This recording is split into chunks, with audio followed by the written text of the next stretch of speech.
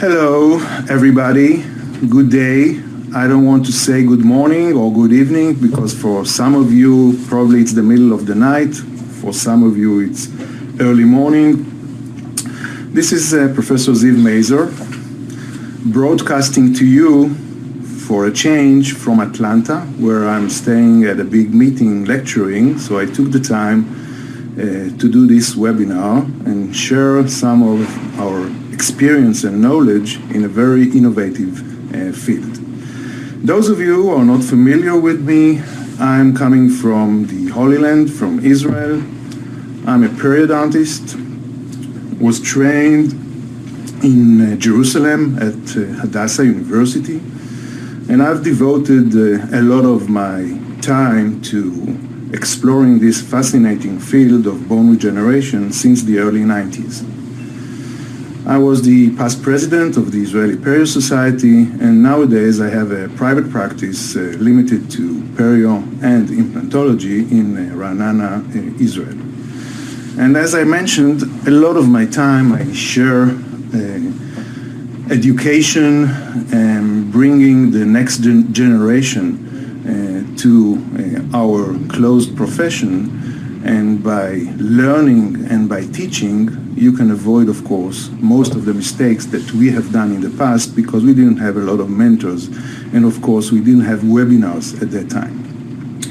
Now, the topic of today's webinar would be a novel procedure for bone augmentation using processed extracted teeth for immediate grafting.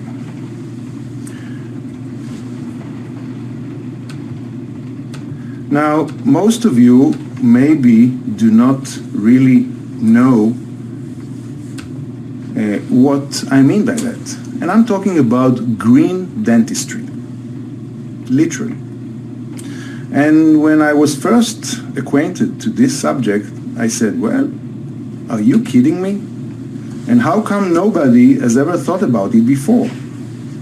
And nowadays, I can tell you that this is an amazing stuff that you're going to see tonight or this morning. We all know that there are lots of similarities between teeth and bone. They are both coming from the same origin. They have a similar chemical composition, and both contain bone growth factors such as BMPs, IGF, PDGF, and TGF. And when we look at the tooth mineral composition, it is mainly composed from 5 biological calcium phosphates: hydroxyapatite, tricalcium phosphate, octacalcium phosphate, amorphous calcium phosphate, and decalcium phosphate dehydrate. This is a nice article published by Ricci as back as 1998 showing non-collagenous proteins such as osteocalcin, osteonectin, phosphoprotein, and sialoprotein in the dentin, which are known to be involved in bone calcification. We know that sometimes we leave roots in the jaw and we have no side effects, no inflammation. We know with today's treating modalities like the PET or partial extraction therapies, such as the socket shield, that we actually leave part of the tooth to protect our buccal dimensions without any problem. So the root remnant of a non-pathologically involved tooth in alveolar bone does not induce any inflammatory response. And after all, the remaining roots completely fuse with the surrounding alveolar bone based on these clinical reports. So we can do say that alveolar bone and teeth can be inferred to have high level of affinity to each other. Kim and his colleagues from Korea conducted basic studies on autogenous dentin material, and they were able to show that those organic components are mainly type 1 collagen and non-collagenous proteins. What are the facts? The facts are that at present time, grafting of autologous bone is still considered as a gold standard. And autologous bone grafts are safer than any allogenic or xenogenic bone grafts. And the major disadvantages of autologous bone grafts are probably their morbidity resulting from harvesting the autogenous bone from another site.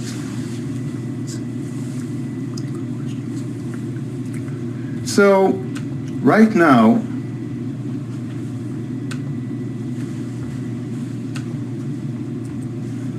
when a tooth is reimplanted, like when we have an avulsion of a tooth, what actually happens? We all know that we get ankylosis.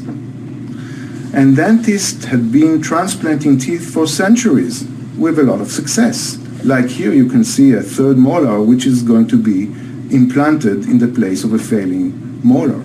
And then we get ankylosis.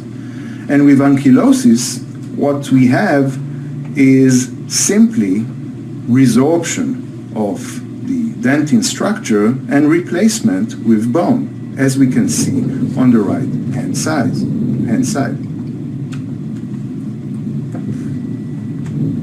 Right here.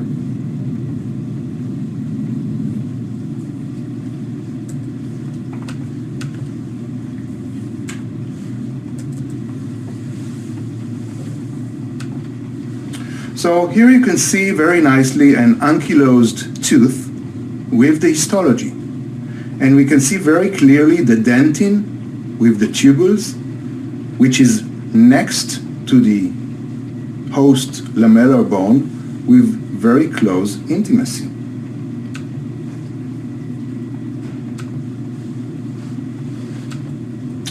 There was an ad in Time magazine in 1956, teeth for sale. Well, believe me, my friends, probably in the future it will not be that science fiction.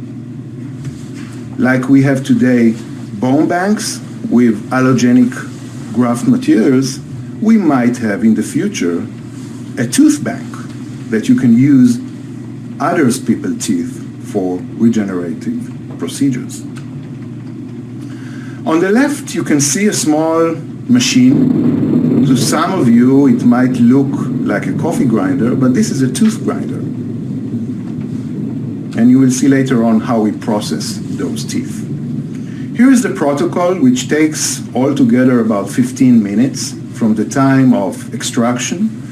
We need first to clean the tooth, dry it out, place it in the chamber, extract the graft from the chamber. Then we apply the cleanser or a sterilizing solution. We bring back then with another solution the normal pH, and then we can start and use it as we wish. Here you can see in close-up the protocol. We first extract the tooth, clean it out, take all the decay fillings away.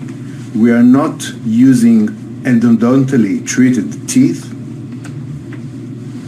So here is the tooth after cleaning. Dry the tooth. Then we put it in the chamber.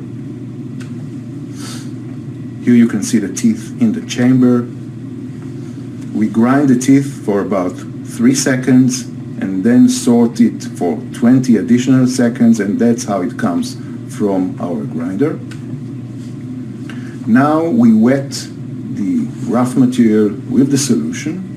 It has a very high pH, about 11, for about 10 minutes. Then we bring back the normal pH with a phosphate buffer saline, and then we can apply it in different type of procedure, as I will show you later on. So again, cleaning, grinding, the size of the particles varies from 300 to 1,200 microns. Now, what is actually the cleanser? The cleanser is a solution which had been shown to be effective in removing the proteins and the nucleic acids. It is a very highly effective for inactivating viruses, bacteria, yeasts, fungi, and of course endotoxins. And the antimicrobial action is enhanced by the addition of ethanol. Here you can see under electronic microscope On the left, you can see the dentin before the cleansing solution. And on the right, you can see after the cleansing solution, the big difference between the two. So regarding availability of teeth, of course, millions of teeth are extracted and wasted. And we are talking about mostly periodontally involved teeth, and of course, third molars and other teeth which are extracted. Just an anecdotal situation here, John Lennon's tooth was sold for about $32,000. Here are some of the initial experiments that were done with dentin. Here, human dentin was processed and mixed with fresh marrow and then was transplanted subcutaneously under the skin of rats. And you can see here bone formation next to the dentin. Here is the dentin and here is the bone on the left. And that was newly formed bone that was created. Here you can see the autologous dentin that was grafted into the extraction sites, and after 6 weeks an implant was inserted, and then it was taken for histology, and that was done in mini pigs. And again you can see here very nicely the histological picture showing the close intimacy between the bone and the dentin. Not only that, but if you watch the interface between the implant and the bone, as you can see in this slide or in this one, you can see very good adaptation between the two, the implant and the dentin bone interface, and of course you cannot see any signs of inflammatory cells. And again, the same picture, you can see the bone on the left, the dentin on the right, and the nice interface between the two. Those histological cores were taken from an extraction socket just a couple of months after placement, and in the core you can see the same phenomena, the dentin and the bony interface with very close intimacy without any signs of multinucleated cells or inflammatory cells. And again, that's in higher magnification.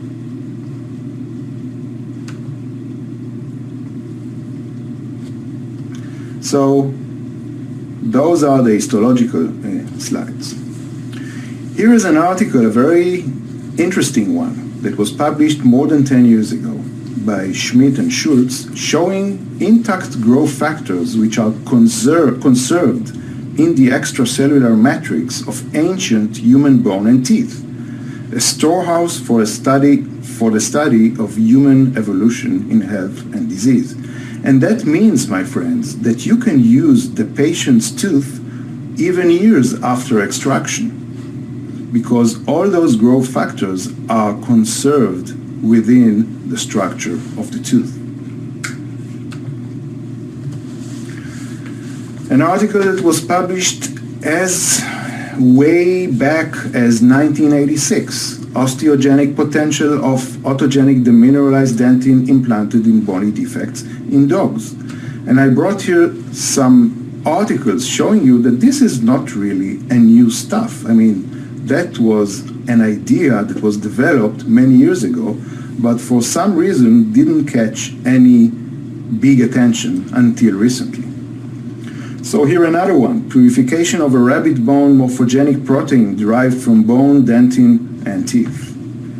Kim and his friends in Korea, grafting of large defects of the jaws with the particulate dentin plaster of Paris combination. Gomez, histologic evaluation of the osteoinductive property of autogenous demineralized dentin matrix on surgical bone defects in rabbit skulls using human amniotic membrane from GBR. Again, development of a novel bone grafting material using autogenous teeth. So it goes one after the other. Tooth-derived bone graft material, 2013. 2013, biocompatibility and microstructural analysis of osteopromotive property of allogenic demineralized dentin matrix. And it goes on and on and on, and I don't want to bother you with too many literature. So let's skip this literature and come to this one of Yitzhak Binderman, which was probably the father of Cometa Bio, and that is the treatment modality that I'm going to talk with you today. And that was an article that was published a couple of years ago, Novel Procedure to Process Extracted Teeth for Immediate Grafting of Autogenous Dentin. And by the way, this is an article that I just picked up a month ago that was published in Journal of Clinical Periodontology by Frank Schwarz from Germany. Initial case report of an extracted tooth root used for lateral alveolar ridge augmentation instead of using a bone block. So what are the autologous graft advantages? Well, undisputed fact is that autologous graft is a gold standard. Mineralized autogenous graft contains growth factors and induces and generates new bone. Release of natural growth factors generates lamellar bone at half the time of non-autologous grafts. Autologous dentin graft has strong osteogenic properties. It is the readily available teeth eliminates the need for a secondary site. The hard nature of the dentin reduces the vertical compaction and maintains graft volume levels. And the hard nature of the dentin provides a very slow resorption process that maintains height and width of the bone ridge for many years. And that's exactly what we are looking for. So let's take a look now at some of the clinical applications using grinded teeth substance. Let's start first with a movie that will show us exactly how the process is being done. So this is the use of autologous dentins as a graft material for sinus augmentation. And this is one of my first patients to use this type of treatment modality. And you can see that he suffered from advanced periodontal disease. And we are talking about class 3 mobility of his teeth. So we start first by doing atraumatic extractions of his anterior teeth, one by one. And by the way, the amount of graft material that you can get from just one tooth equals to 3 times of the volume. So the teeth are extracted, and then they are taken for preparation, because we need to take all the soft tissues, the decay, and the fillings out. You can see here how I clean the surface of the tooth. Here I was doing it with a diamond burr. Now we're using tungsten burr diamonds.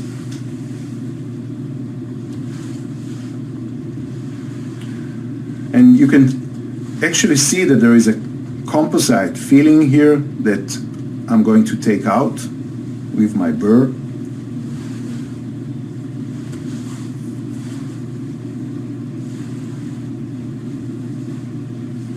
So here we are taking out the composite filling and finishing up the cleaning. It takes a while. Well, I can tell you I trained my assistant to do the cleaning of the teeth. Now we take our chamber, which holds the grinding machine, and by the way, those chambers are for single use. They come with the system in a package of 6, if I'm not mistaken. Now we are going to place the teeth inside, and we are going now to grind them up and setting up for 3 seconds for grinding and 20 seconds for sorting. So we start now with the grinding, and you can see how the teeth are being grinded, and now all those small particles are going to come down through those little holes, and they are now contained in this compartment. So actually now we have this graft material.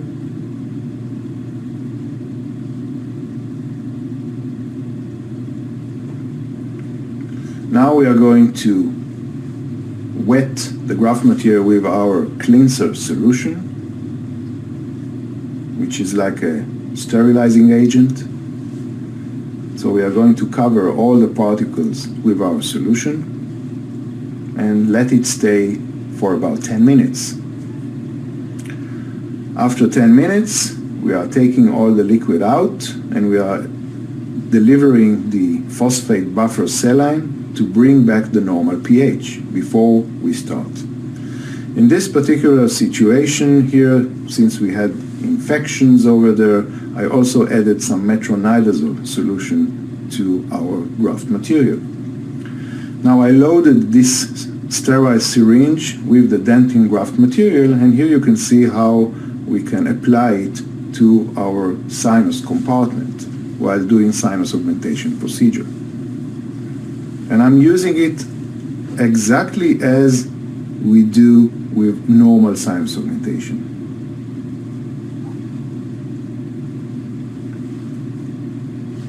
So here again, you can see how I condense the graft material inside. So that was a short movie showing you how the procedure is being carried out. Now, here again, you can see that we can take those teeth, clean them out, take our solution, and we are reconstituting the graft material here in PRF solution. And that's my preference today. I'm using PRF because we can then take this PRF and create blocks out of it. And what actually everybody is showing today is what they call sticky bone. So I'll show you sticky dentin. So here it is, my sticky dentin that I can wave and show you how this is being done. And of course we can use those for veneer grafting and using it instead of block grafting. Whatever you can think of, you can use this type of material. And yes, we love PRF. And here you can see my big love for this type of product, but this time it's being done not with a graft material, not an allograft, not a xenograft, but a autogenous dentin graft. So let's look at some clinical examples. The first one is what I call the ABC in bone regeneration, and this is socket preservation and augmentation. So here we can see a typical example of a second molar which lost the periodontal support till the apex and needs to be extracted. So here it is. You can see the extracted tooth cleaned up. And here we take the graft material after the preparation. And you can notice also that we are missing the buccal plate here. So I'm going also to use a membrane here. Take my dentin graft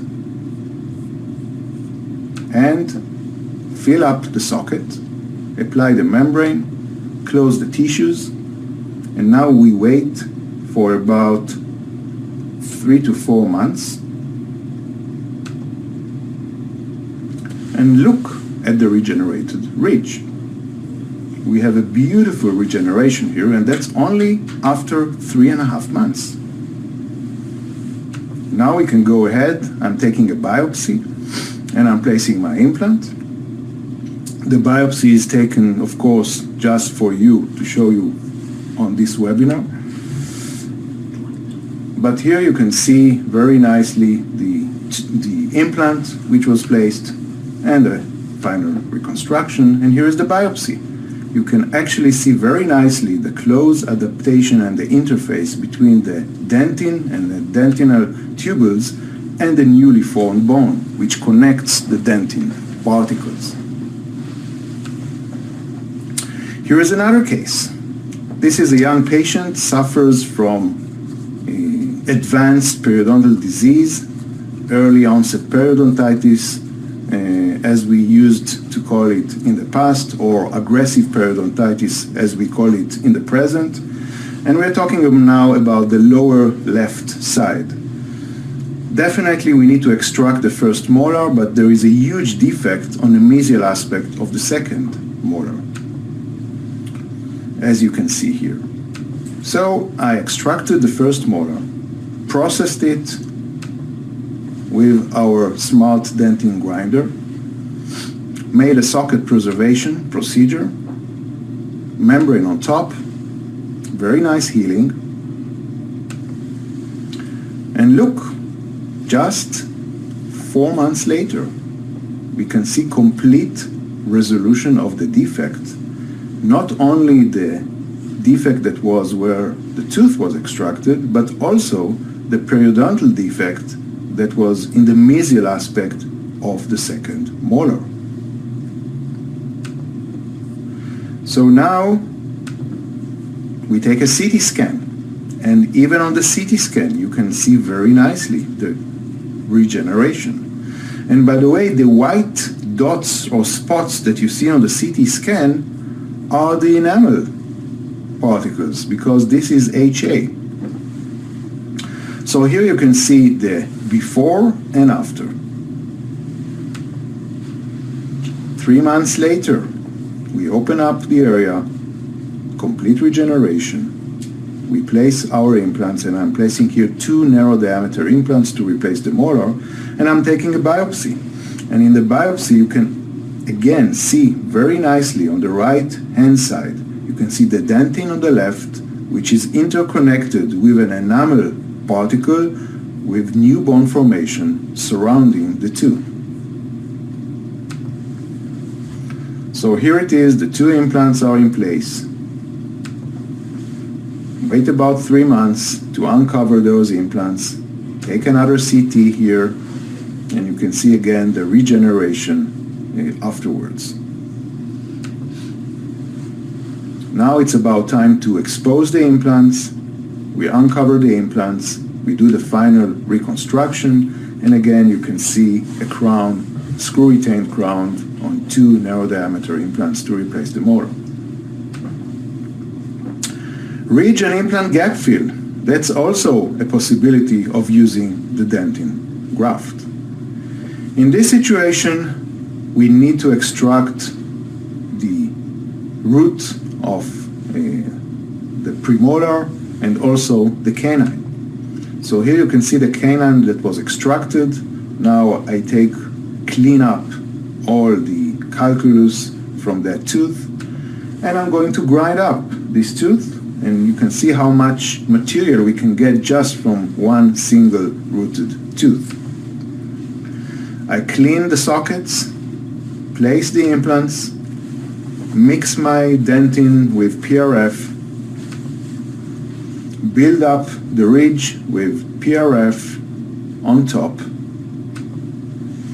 and wait for the healing. 3 months. After 3 months, when I open up, you can see that the distal implant was half covered with new bone formation, while the anterior implant with all the dentin graft that was placed over there is, I cannot really reach and find him because it's completely covered with new bone. So I had to scrape some bone on top of the implant in order to get and expose this implant. Here is another case, failing implants on the right hand side, on the lower jaw. We had to extract the implant with a couple of teeth, and I decided to take this tooth and part of the root, that was a vital one, and process them in order to fill the gap between the implant and the surrounding bone. And here you can see down on the left the defects which are surrounding the implants, and the dentin graft which is placed to fill those defects. And take a look, 3 months later, when I open up, you can see complete reconstruction, and part of the cover screws are covered with new bone formation. Here you can see on the left before and on the right the after. and then the final reconstruction.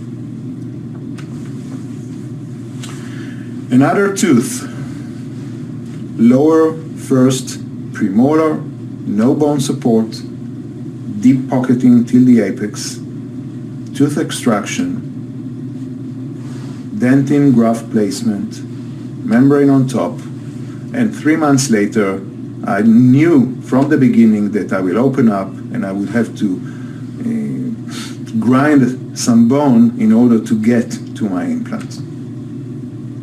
And here you see the implant, which is now exposed, and healing abutment is placed on top.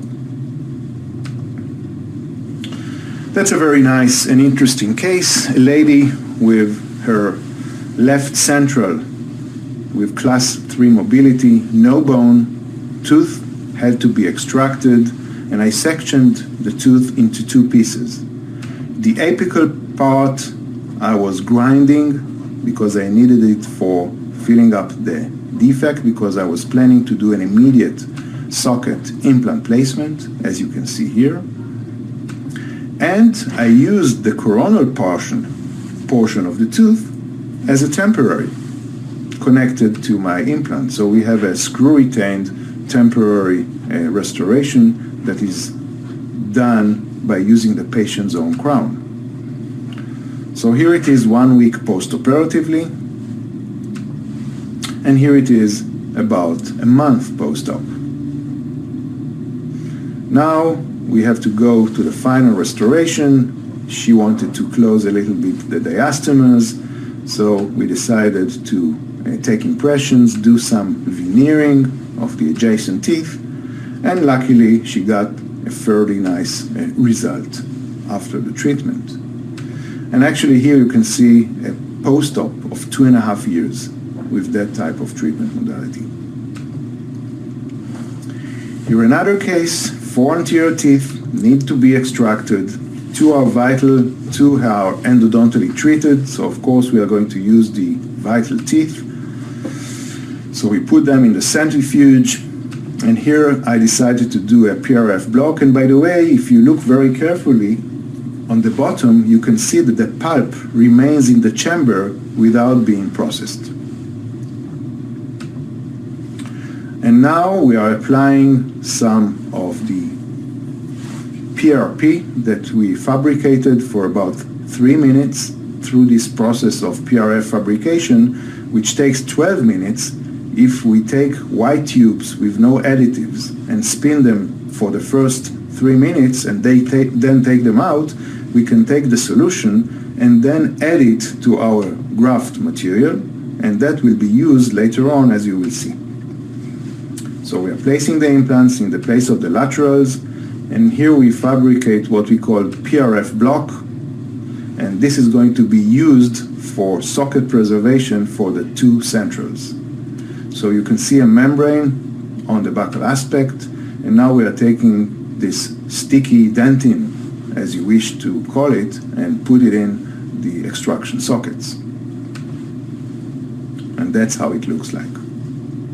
Very easy to manipulate. And again, we love those type of procedures. So, what about periodontal regeneration? Here is a hopeless tooth on the right-hand side, a molar, which has a circumferential defect. The tooth was originally scheduled for extraction, but I decided to give it a try. At the same day, I had to extract a lower molar. So what I did, I took the lower molar, processed it, and decided now to graft throughout the circumferential defect, all around the tooth. Closed it up. 3 months later, take a look. We have complete feel of the defect. The tooth is very stable, and as a matter of fact, what actually we have is ankylosis between those particles and the tooth. Ridge augmentation. Here is a huge defect in the anterior zone. Those teeth needs to be taken out, of course. You can appreciate the amount of defect on the CT scan on the left. So we are about to extract the bridge, as you can see here, with the teeth. You can notice that there is a muscle pull here with the frenum, so I took a laser, diode laser, and took care of the frenum first. Then we processed the teeth with our smart dentin grinder, and now placing our implants immediately, and now taking our graft material and fill up the entire defects, and especially the huge defect that was on the front. So on the left you can see the dentin, and on the right I added a layer of calcium sulfate to protect the area. PRF membranes on top, and closure. Now we give the patient a temporary restoration and look at the soft tissues after healing. And part of the nice looking soft tissue healing is of course due to the use of PRF. Final restoration. You can see the befores and afters of the CT scan, and the final restoration, and that's about a year later. Crestal sinus augmentation. So as you can see, we can use the graft material, which is fabricated from the dentin or from the tooth, for almost every indication regarding bone regeneration. So here you can see a case that on the right side we needed to do a crestal sinus augmentation. When we extracted the teeth, we processed them, then placed the implants. Here you can see the osteotome that was used on the right-hand side, and then we took the dentin graft material and filled up all the defects, including the extraction sockets. And you can see here on the upper side the before and after with the dentin graft and the implants. And again, befores and afters. And the final result. Here is a very interesting case. One of my first cases that was done like a couple of years ago, not with the dentin, but with a new concept that probably is going to be the present and future revolution in implant dentistry, and I'm calling that osseodensification. I don't know if most of you are familiar with that type of treatment modality, but definitely this is a subject for another webinar. So here on the right-hand side, we have about 3 or 4 millimeters of residual bone height, and definitely in normal situation this would probably require lateral sinus augmentation. We also needed to extract here the first premolar, and this is our osseodensification kit with the burrs that are used in reverse, and actually they are doing auto compaction of the patient's own bone. So literally we are pushing the bone to the side and upward, and we are not extracting bone out, we are preserving all the bone in.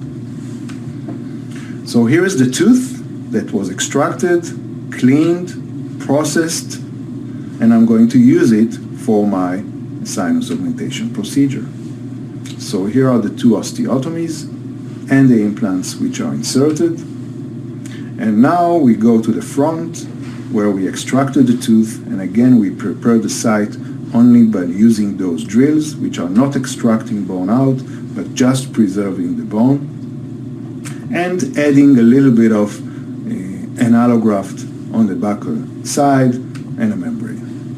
And we get a perfect initial stability that enables us to do also immediate loading. So this is the picture right after the surgery. This is 3 months later. And here you can see the post-op at 5 months with the CT scan, showing very nice result with new bone formation. And this is 1.5 years later.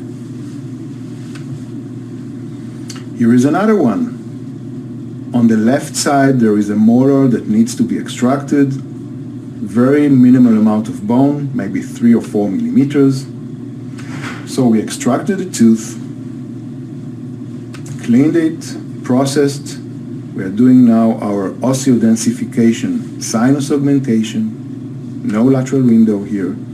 You can see nicely the white healer around my burr, which is showing us that we are compacting the bone sideways and upwards. If we want to lift up the Schneiderian membrane, we add some more graft material, and with our burr in slow RPMs, we are pushing the graft up and lifting up the sinus, and placing the implants, taking a picture right after. Here is a post-op panoramic X-ray, and here is a post-op CT.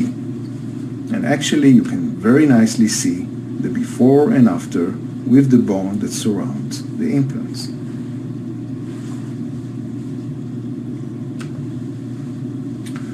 One more case here. Again, upper right side, those 2 molars needs to be extracted. So we are extracting those 2 molars, process them, do osteodensification, and here I actually did immediate loading with sinus augmentation because we have a very high insertion torque and also very high initial stability. And you can see again here the post-op CT scan of that case.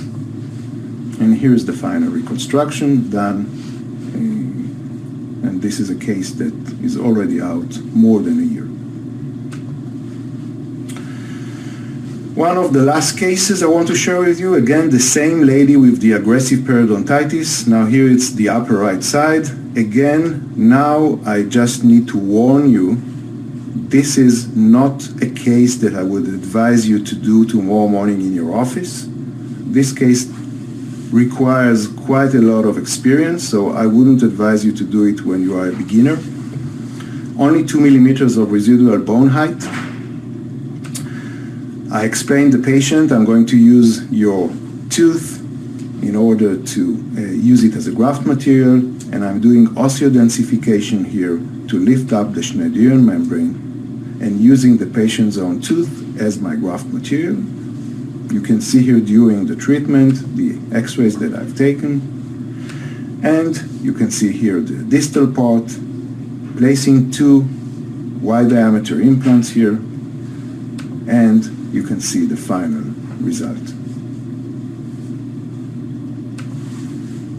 And here a post-op CT scan.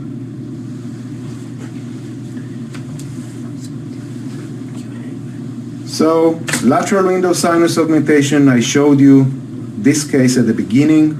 On the upper left side, that's the patient. We extracted the teeth, processed them, then grinded them up with our grinder, did our window, and filled up the sinus compartment with those particles. Here you can see the post-op of that case, the post-op CT scan, time of uncovering, temporary restoration, and final result.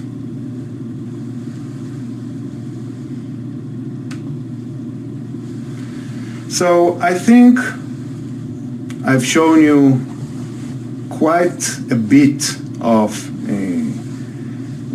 cases, and of course we can go on and on with a lot of cases that were done in that way. And I think I want to leave you also, and we just have like 15 minutes or so time for questions and answer. But before that, I want to stress out that everything probably that you are doing nowadays with bone grafting can be done, of course, with dentin.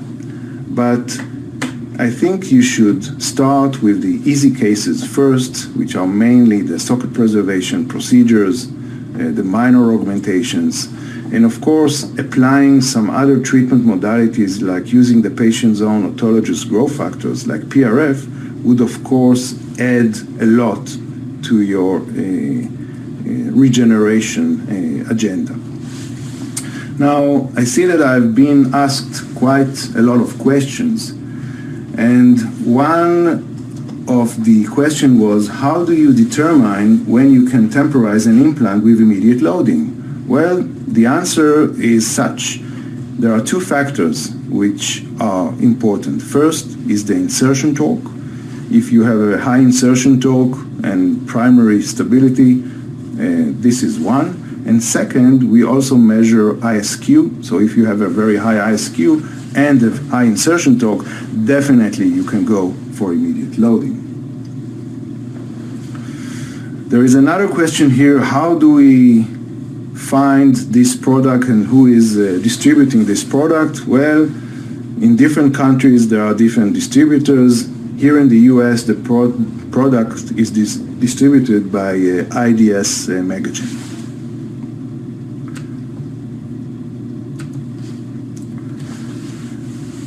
Another question was, does this process require a membrane? If not, why not? So, if you have a four-wall defect, of course that you don't need a membrane.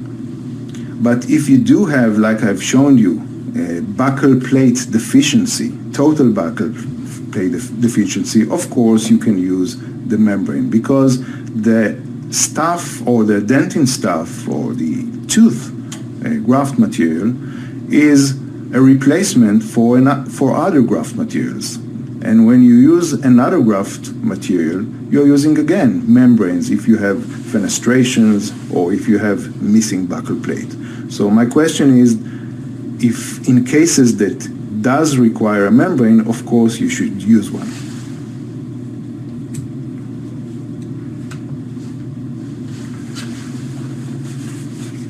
There is another question which was, how do you determine the grinding size of the material? Because there are two sizes of particles that I was mentioning. Well, we have two chambers in this grinding chamber. One is for the large particle size, which we are mainly using, and there is another for the small particle size, and those particles can be used for minor and small defects around implants.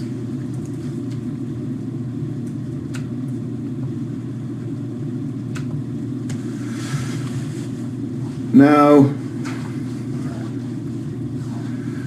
there is another question here. What is the maximum size of the particles? So the maximum size of the particles are probably like 1200. Another question, how do we find more information about the product? Well, the company that manufactures the product is called Cometa Bio, and you can find additional details at www.cometabio.com.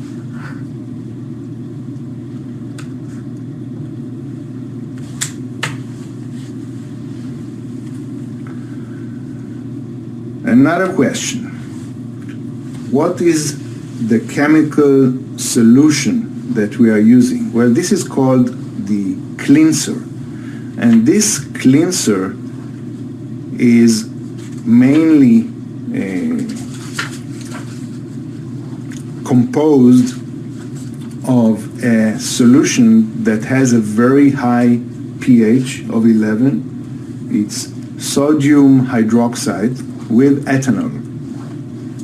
And that's how we get rid of all the bacteria, endotoxins, and fungi, yeasts, and so on. Another question, which I'm really not familiar with, and that is regarding the cost of the system. That you should ask, of course, your local dealer or distributor, and they will be able to provide you with all the details. Another question was, in one of the cases I was showing calcium sulfate. What is the role of calcium sulfate? Well, most of you know that calcium sulfate is a material that promotes angiogenesis. It's a material that remodels very, very quickly. And I find in some situation a big advantage of using two types of materials. One which remodels very slowly, like the dentin, and the other which remodels very quickly and brings new bone formation to the area quite quickly. Another very important question by Yana Levin, hi there, is can an extracted tooth be stored for future use? And if so, how? So there are a few possibilities. I can tell you from my own experience, I had one lady coming to my office with a tooth that was exfoliated before, and then she comes to me and says, well, doctor, I know that you are using those teeth and bring them back. This is what I want. So that was very interesting. But when you extract teeth, you can do, or you have two options. One is to preserve the tooth as is without processing it. The other one is, of course, to process the tooth, get our particulate, then store it in the freezer for future use, of course, for the same patient. And of course, it has to be dried before you freeze it. Since I'm not sure that you are going to store the teeth for all your patients in your practice, I think you can also give the patient his own tooth and let him store it for future use.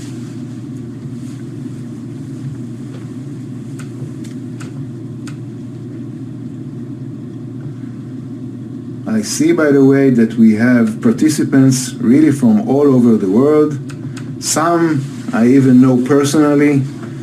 Hi, Ziv Simon. I see you there, and I'm very happy you joined my webinar today. So if we have just a few more minutes, I want to show you another interesting case that was done by one of my students in one of the courses that we run. And by the way, those of you who would like to have more hands-on experience, real experience on patients, not on models or presentations, are welcome to join our hands-on live surgery courses that we conduct in Bucharest, Romania, in the university. And actually, you are going to come for a 4-day intense program doing surgeries by yourselves under my guidance, of course. And we will pick up patients which are suitable for the subjects that you are interested in. So in case you are interested, you are welcome to send me or shoot me an email to mazer2@yahoo.com.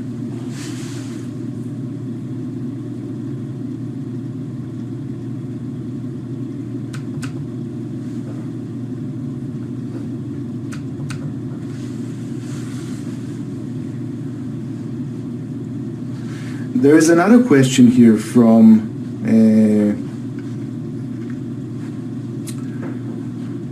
that's an interesting one. Can we practice this style of treatment in the hospital? Of course. Will patient accept it, and how safe it is? Well, first of all, it's very safe. And regarding patient acceptance, I find it very appealing for the patient to, when you come to the patient and say, look, I have to extract this tooth, but I'm going to bring back all those essential growth factors instead of using some other material which is taken from another animal. And believe me, 99.9% of the population would accept it with their arms open. So let's see this case that was done by my student.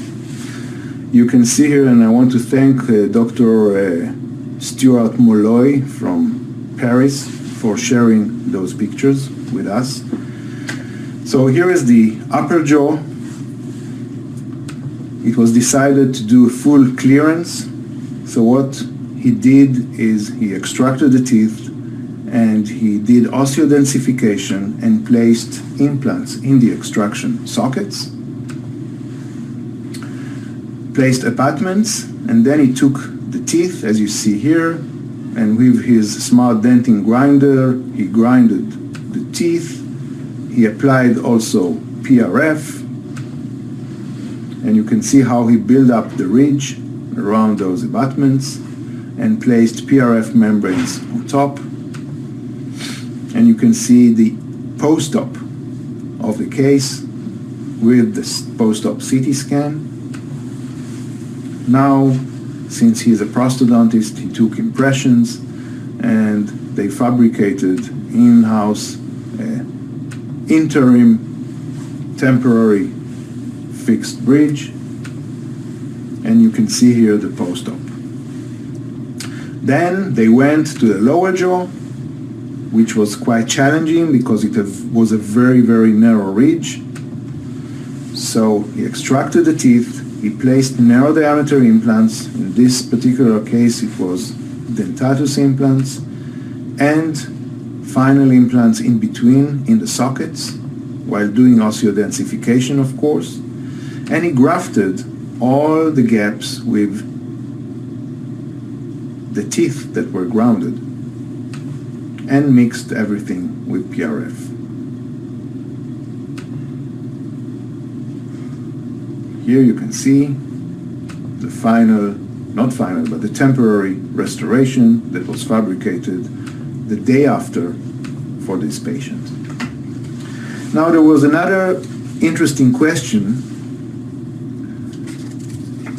Can you use a mother's tooth to do a procedure on a son? Well, that's a very interesting question, which I don't think that you can, but I cannot give you a definite answer, but to my opinion, I think the answer is no.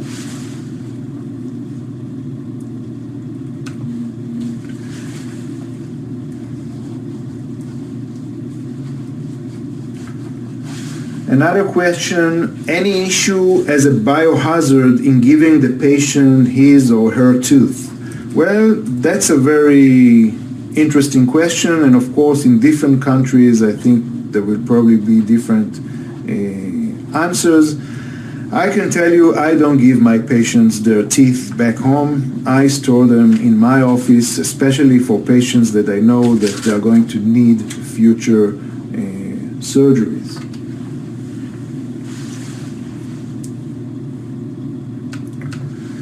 A question by Peter.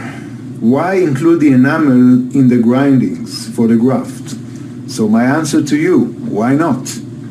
We know that enamel is consisted of HA. Now when you were using other type of graft materials in the past, for example BIOS, what is BIOS actually? It's HA. So the HA gives the graft a long-term stability. So that's my answer of why using the enamel. And of course, it gives you more volume for your graft material.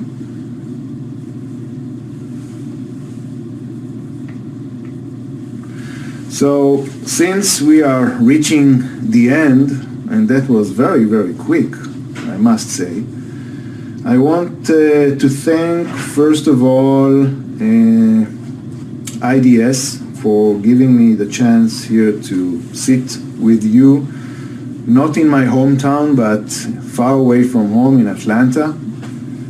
And actually, I'm sitting here in my hotel room, very relaxed, and broadcasting this webinar. And I hope all of you have enjoyed it as much as I did. I wish all of you success in your future implantology career. And those of you who want to get in touch with me, you are most welcome to do so. I always return your emails. And those of you who would like to join our courses are most welcome to do so. So again, my email is mazer2@yahoo.com. So again, thank you very much all, and thank our sponsors, IDS, Magagen, for their support in doing this type of program.